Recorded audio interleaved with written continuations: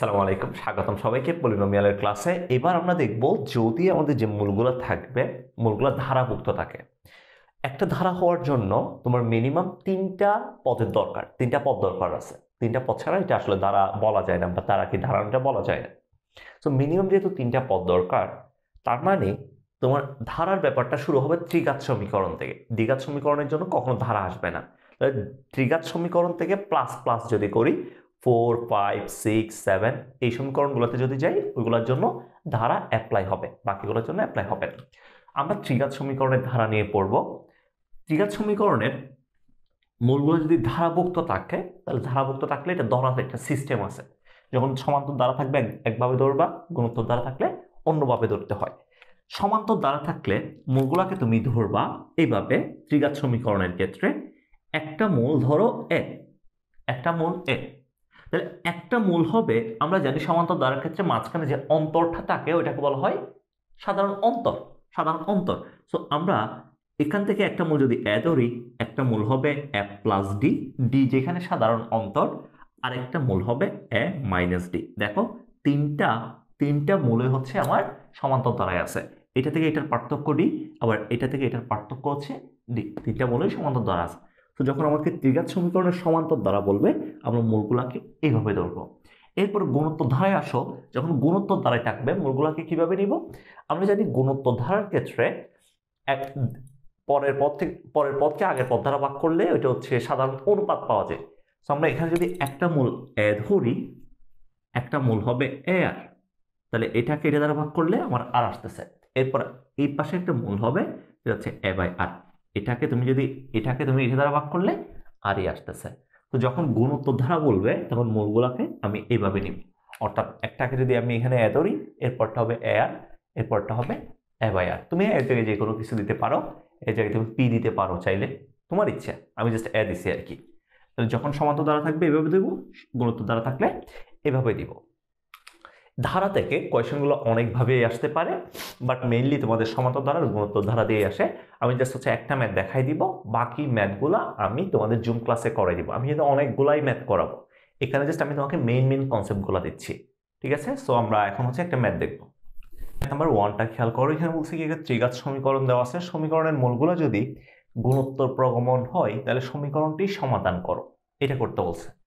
আমরা যদি একটা কাজ করি, সমীকরণের মূলগুলো গুণোত্তর প্রগমন হইলে আমরা জানি, ধরি আমরা মূলগুলোকে ধরতে পারবো।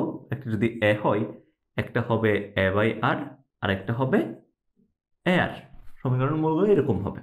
এখন ত্রিঘাত সমীকরণের মূলদের গুণফল যখন তুমি নাও, ত্রিঘাত সমীকরণের মূলদের গুণফল নিলে এ বাই আর ইন্টু এ আর সমান তুমি লিখতে পারবা কত? Minus 27 divided by 8 equals to 27 divided by 8।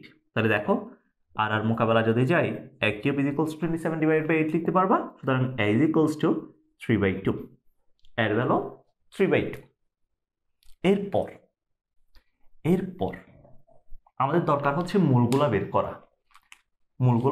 বের করা।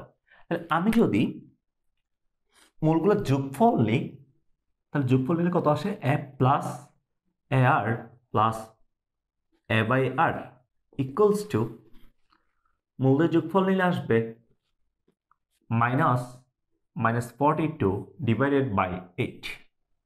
-42 ডিভাইডেড বাই 8। তাহলে একে কমন নাও, একে কমন নিলে এখান থেকে পাবা 1 plus r plus 1 by r is equals to minus minus plus যদি হয়ে যায়, একটু কাটাকাটি দাও, একটু তেল মার্কাও, কাটাকাটি দাও। কাটাকাটি দিলে এখানে 21, এখানে হচ্ছে 4। 21 ডিভাইড বাই 4 পড়ে থাকবে। এর সমান কত পাইছো? 3/2 পাইছো। সো একে তুমি ওই পাশে নিয়ে যাও, তাহলে 1 plus r plus 1 by r equals to 21/4।